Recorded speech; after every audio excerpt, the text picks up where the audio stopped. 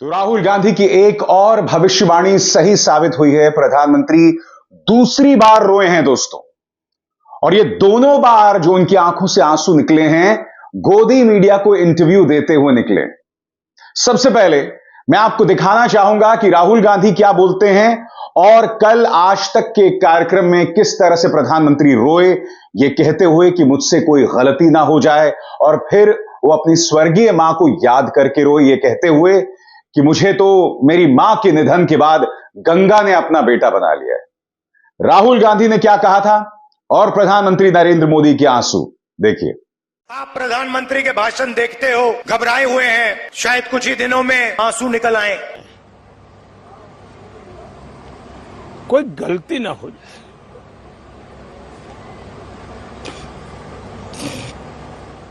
याद कीजिएगा दोस्तों, इसी तरह से टाइम्स नाउ नव भारत ने प्रधानमंत्री नरेंद्र मोदी का इंटरव्यू किया था और अपनी मां को याद करते हुए प्रधानमंत्री रोए थे। जाहिर सी बात है, मां एक विषय ही ऐसा होता है दोस्तों कि हर किसी की आंखों में आंसू आ जाते हैं। मां की सेहत, मां की तबीयत के बारे में सोचकर ही आपकी आंखों में आंसू आ जाते होंगे। और प्रधानमंत्री नरेंद्र मोदी की तो मां अब है भी नहीं इस दुनिया में, तो जाहिर सी बात है वो इमोशनल हो रहे हैं। मगर आज मैं कुछ और कहना चाहता हूं। आपने सुना होगा, आज तक को दिए गए इंटरव्यू में प्रधानमंत्री ने कहा कि मुझसे कुछ गलती ना हो जाए। मगर प्रधानमंत्री, मैं आपसे एक सवाल पूछना चाहता हूं, क्या आप कभी अपनी गलतियों को स्वीकार करते हैं? उसकी मैं चर्चा करूंगा, मगर कर एक और चीज हुई है दोस्तों। न्यूज 18 को दिए गए इंटरव्यू में प्रधानमंत्री ने दो बातें कही हैं और ये बहुत बड़ी बातें हैं। याद कीजिएगा किस तरह से मुसलमानों को घुसपैठिया शब्द से प्रधानमंत्री ने जोड़ दिया था। याद कीजिए किस तरह से अपने भाषणों में लगातार हिंदू मुस्लिम कर रहे हैं प्रधानमंत्री। आप जानते हैं न्यूज 18 को दिए गए इस इंटरव्यू में प्रधानमंत्री ने क्या कहा है? प्रधानमंत्री ने कहा है कि मैं कभी हिंदू मुस्लिम नहीं करता। अगर मैं हिंदू मुस्लिम करने लगूंगा तो मैं सब कुछ छोड़ दूंगा। और दूसरी बात, उन्होंने कहा घुसपैठिया शब्द जो है, या ज्यादा बच्चा पैदा करने वाला जो शब्द है, मैंने मुसलमानों के लिए इस्तेमाल नहीं किया था। वो आगे कहते हैं कि इस देश में बहुत सारे गरीब हैं, गरीबों को कुछ पता नहीं होता है, उनके भी ढेरों बच्चे पैदा हो जाते हैं।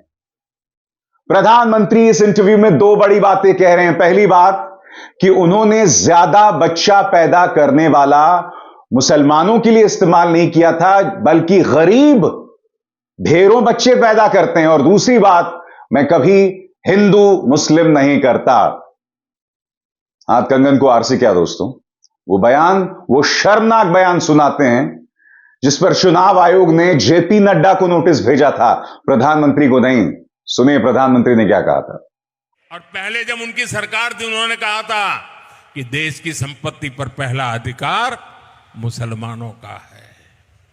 इसका मतलब ये संपत्ति इकट्ठी करके किसको बांटेंगे? जिनके ज्यादा बच्चे हैं उनको बांटेंगे। घुसपैठियों को बांटेंगे। क्या आपकी मेहनत की कमाई का पैसा घुसपैठियों को दिया जाएगा? आपको मंजूर है ये? प्रधानमंत्री, मैं आपको याद दिलाना चाहूंगा कि इस देश में आप इकलौते ऐसे प्रधानमंत्री हैं जो खुलकर मंच पर सांप्रदायिक तौर पर भड़काऊ बयान देते हैं। याद कीजिएगा, इस वाले उत्तर प्रदेश चुनाव में नहीं, उससे पहले आपने शमशान कब्रिस्तान की बहस छेड़ दी थी। यानी कि चुनावों में मुद्दों की बात होती है, आप जनता को वहां ले गए जहां या तो दफन कर दिया जाता है या जला दिया जाता है। प्रधानमंत्री, आपने इस तरह से राजनीति को तार-तार किया था। फिर याद है, प्रधानमंत्री ने एक और चुनावी सभा में कहा था कि कपड़े देखकर दंगाई पता चल जाते हैं। प्रधानमंत्री, आपने यह भी कहा था, और फिर आप कहते हैं कि आप हिंदू मुसलमान नहीं करते। इस इंटरव्यू में आपने यह कहा कि आपने कभी मुसलमानों को ही घुसपैठिया नहीं कहा। इस देश में गरीब भी हैं जो बहुत सारे बच्चे पैदा करते हैं। तो आप क्या कहना चाह रहे हैं? आप एक तरफ कहते हैं कि भाई कांग्रेस आपका सारा धन, आपका मंगलसूत्र जो है घुसपैठियों को, ज्यादा बच्चा पैदा करने वालों को दे देंगे। तो क्या आप यह कह रहे हैं कि कांग्रेस सारा धन लेकर गरीबों को दे देगी? क्या आप कांग्रेस को रॉबिनहुड बता रहे हैं? क्या आप कहीं ना कहीं गरीबों का अपमान कर रहे हैं यह कहते हुए कि कांग्रेस जो है सारा धन गरीबों को दे देगी? और क्या अब आपने गरीबों के खिलाफ मोर्चा छेड़ दिया है? अगर आपके इस बयान पर विश्वास किया जाए प्रधानमंत्री, सबसे बड़ी बात, प्रधानमंत्री अब अपने हर इंटरव्यू में आंसू बहा रहे हैं। यहां पर इस इंटरव्यू में, आज तक के इस इंटरव्यू में उन्होंने कहा कि मुझसे कोई गलती ना हो जाए, मेरी मां के निधन के बाद गंगा ने मुझे गोद लिया है। तो मैं आपसे एक सवाल पूछना चाहता हूं, गंगा शक्ति है, शक्ति का स्वरूप है, नारी शक्ति का स्वरूप है। तो मुझे बताइए प्रधानमंत्री, प्रज्वल रवन्ना के लिए आप वोट क्यों मांग रहे थे? याद है कि भूल गए आप? याद कीजिए, आपने प्रज्वल रवन्ना के लिए वोट मांगा था। हासन लोकसभा से एनडीए के श्री प्रज्वल रवन्ना और मंड्या से मेरे मित्र एचडी कुमारस्वामी आने वाली 26 अप्रैल को इनके लिए आपका हर वोट मोदी को मजबूती देगा, देश का भविष्य तय करेगा। आपके हासन के जो जिला अध्यक्ष थे गौड़ा साहब, वो लगातार प्रधानमंत्री आपसे कह रहे थे कि इस व्यक्ति को टिकट ना दिया जाए, मगर आपको कोई परवाह नहीं थी। और फिर जब वो व्यक्ति भारत छोड़कर भाग गया, तब आप दोष कांग्रेस पर मढ़ रहे थे। प्रधानमंत्री, मुझे यह भी बताइए ना, इस बलात्कारी राम रहीम को बार बार आपकी सरकार या भाजपा क्यों पैरोल पर रिहा करती है? क्या वजह है कि आपकी सरकार में कुलदीप सिंह सेंगर जैसे लोगों का वजूद है? क्या वजह है प्रधानमंत्री कि बृजभूषण शरण सिंह के बेटे को आपने टिकट दिया? बताइए। आप खुद को मां गंगा का बेटा बताते हैं, मां गंगा जो नारी शक्ति का प्रतीक है। आप यह भी कहते हैं कि मुझसे कोई गलती ना हो जाए। प्रधानमंत्री, आप तो अपने आप को भ्रष्टाचार के खिलाफ गारंटी मानते थे ना? आप यह भी कहते थे, न खाऊंगा न खाने दूंगा, मगर फिर गुप्त चुनावी चंदा का मामला सामने आता है, जिसे सुप्रीम कोर्ट खारिज कर देता है। इस गुप्त चुनावी चंदे में साफ तौर पर दिखाई दे रहा है, एक हाथ ले एक हाथ दे, साफ तौर पर दिखाई दे रहा है प्रधानमंत्री, और इसे बार बार मैंने अपने मंच पर प्रमाणित किया है। साफ तौर पर दिखाई दे रहा है, एक लॉटरी किंग है, उसका बेटा जब भाजपा में शामिल हो जाता है और उसे शामिल कोई और नहीं बल्कि राम माधव करवाते हैं, तब क्या होता है प्रधानमंत्री? वो जो लॉटरी किंग है सैंटियागो मार्टिन, आप उसे जेल नहीं भेजते हैं। उस लॉटरी किंग से आप करोड़ों रुपए लेते हैं, जबकि खुद आपकी एजेंसीज ने उसके पैसे को जब्त किया था। आप कैसे एक कंपनी जिस पर आपकी एजेंसीज कार्रवाई कर रही हैं, उनसे पैसे ले सकते हैं? आप कैसे उसके बेटे को अपनी पार्टी में शामिल कर सकते हैं? ये सवालात हैं, इनके जवाब आपको देना बेहद जरूरी है। ऐसा कैसे होता है कि जब आप ही की जो सरकारी एजेंसी है CAG, controller and auditor general, वो मेगा इंजीनियरिंग के बारे में चेतावनियां देती है कि इनके काम में बहुत सारी दिक्कतें हैं, मगर आप कोई कार्रवाई नहीं करते। उल्टा मेगा इंजीनियरिंग लिमिटेड को ढेरों कॉन्ट्रैक्ट्स दिए जाते हैं। नितिन गडकरी संसद में खड़े होकर उस कंपनी की तारीफ करते हैं। ऐसा कैसे होता है कि जिस कंपनी ने सिलक्यारा टनल बनाया था और उस टनल में हमारे कई मजदूर फंस जाते हैं, उन्हें बचाने वाले रैट माइनर के घर को आप बुलडोजर से उड़ा देते हैं, मगर जिस कंपनी ने सिलक्यारा टनल बनाया था प्रधानमंत्री, आपने उन पर कोई कार्रवाई नहीं की। आप कहते हैं कि मुझसे कोई गलती ना हो जाए, तो मुझे बताइए ना, ये जो तमाम मुद्दे मैंने आपके सामने उठाए हैं, इन गलतियों का क्या प्रधानमंत्री?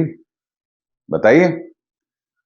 सबसे बड़ी बात, प्रधानमंत्री एक बार फिर अपने पालतू पत्रकारों को इंटरव्यू दे रहे हैं। वही पापा की परियां, वही गुल्लू और कालुओं को इंटरव्यू दे रहे हैं, और उन इंटरव्यूज में वही सवाल पूछे जा रहे हैं। आप रिलैक्स कैसे होते हैं? आप में ऊर्जा कहां से आती है? मैं आपसे सवाल पूछना चाहता हूं प्रधानमंत्री, असली सवालों का जवाब क्यों नहीं देते? मेरे सवालों का जवाब क्यों नहीं देते आप? इन अनर्गल इंटरव्यूज को देकर आपका प्रचार प्रसार हो रहा होगा, मगर माफ कीजिएगा, इससे लोकतंत्र मजबूत नहीं होता है प्रधानमंत्री। इससे लोकतंत्र को चार चांद नहीं लगते जब आप इन पालतू पत्रकारों को इंटरव्यूज देते हैं। इनके सवाल फुल टॉस हैं और उसके अलावा कुछ नहीं। सवालों पर आइए, असली सवालों के जवाब दीजिए जो मेरे मंच पर पूछे जाते हैं। मगर आप उन सवालों के जवाब नहीं देंगे, बिल्कुल नहीं देंगे। दोस्तों, पॉलिटिक्स प्लेटफॉर्म है एक यूट्यूब, उन्होंने इंटरव्यू किया मनोज तिवारी का। मनोज तिवारी से सवाल पूछा गया कि भाई क्या मुद्दे हैं, तो मनोज तिवारी ने कहा टुकड़े टुकड़े गैंग। तो जो पत्रकार थे नीरज झा, उन्होंने पलटकर कहा कि भाई मगर वो तमाम वीडियोस जो थे कन्हैया के खिलाफ वो सब फर्जी निकले। तो बौखला गए बुरी तरह से मनोज तिवारी। मनोज तिवारी ये कहने लगे आप जरा बच के रहिएगा। साफ तौर पर मनोज तिवारी धमकी दे रहे थे। उसका नजारा देखिए। भारत माता की जय वर्सेज भारत के टुकड़े टुकड़े है। टुकड़े टुकड़े वाली बात जो आप कर रहे हैं वो तो डॉक्टर्ड वीडियो थी, ये तो सामने भी आ चुकी है। तो केस क्यों चल रहा है? प्रूव हो गया ना कि चैनल्स पे जो चीज चली थी वो डॉक्टर्ड थी, वो वीडियो गलत थी। केस चल रहा है। तो आपके पार्टी के सांसद हैं लद्दाख के, उनकी पत्नी ने राष्ट्रीय चैनल पे इस बात को स्वीकार किया ये झूठा प्रोपेगेंडा था। ये केस चल रहा है और सजा होगी, और कृपया आप जैसे लोगों को उनका वकील नहीं बनना चाहिए। नहीं, मैं वकील, मैं सर सवाल ही पूछा, मैं सवाल ही कि कल रायबरेली में रैली हुई, वहाँ एक पत्रकार को सर पीटा गया, उस पर आप कुछ कहेंगे? गलत है, पत्रकार को नहीं पीटना चाहिए। अमित शाह की रैली में ऐसा हुआ है। नहीं, पत्रकार को पीटना नहीं चाहिए, लेकिन आप जैसे लोगों को भी संभल के बात करें। यह क्लिप मैंने आपको क्यों दिखाया? आज की तारीख में प्रधानमंत्री तो कठिन सवालों के जवाब देते नहीं हैं। ये जो पार्टी के सांसद हैं, इनसे अगर कोई सीधे सवाल पूछ ले तो धमकाने लगते हैं। इसी पॉलिटिक्स प्लेटफॉर्म के एक पत्रकार राघव त्रिवेदी को बुरी तरह से पीटा गया था, और पीटा गया था भाजपा के कार्यकर्ताओं द्वारा। वो सिर्फ अपना काम कर रहा था। कहने का अर्थ क्या है? जो सोच प्रधानमंत्री के स्तर पर दिखाई देती है, जहां वो सवालों के जवाब नहीं देते हैं या हल्के सवाल लेते हैं या उन पर सिर्फ फुलटॉस मारी जाती है, जिसे वो सीमा रेखा के पार कर देते हैं, चाहे भाजपा का कार्यकर्ता हो, चाहे रिंकिया के पापा माननीय मनोज तिवारी हो, या इनके पार्टी के वाहियात प्रवक्ता, इनमें से आप किसी से सवाल नहीं पूछ सकते। वो एक कलमाडी का फैन बॉय है, शहजाद पूना वाला।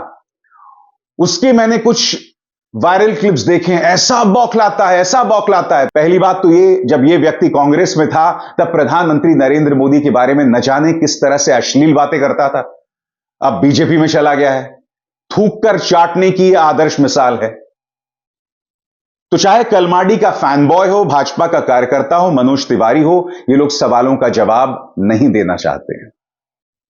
और प्रधानमंत्री तो खैर प्रधानमंत्री ही हैं, उनके बारे में क्या कहा जाए।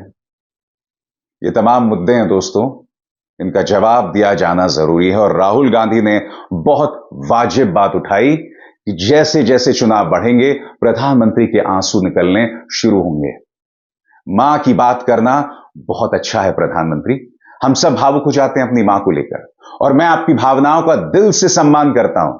जब मैं आपको आपकी मां के साथ देखता था तो मैं भी भावुक होता था प्रधानमंत्री। मगर यह चीज जो मेरे जहन में लगातार थी कि आप अपनी मां से सिर्फ कैमरे की मौजूदगी में क्यों मिलते थे? क्या जरूरत थी प्रधानमंत्री कि जब आप अपनी मां से मिलते तो आपको कैमरास को बुलाने की जरूरत पड़ती थी? यह चीज मुझे हजम नहीं होती थी। अभिसार शर्मा को दीजिए इजाजत। नमस्कार। स्वतंत्र और आजाद पत्रकारिता का समर्थन कीजिए, सच में मेरा साथी बनिए। बहुत आसान है दोस्तों, इस ज्वाइन बटन को दबाइए और आपके सामने आएंगे ये 3 विकल्प, इनमें से एक चुनिए और सच के इस सफर में मेरा साथी बनिए।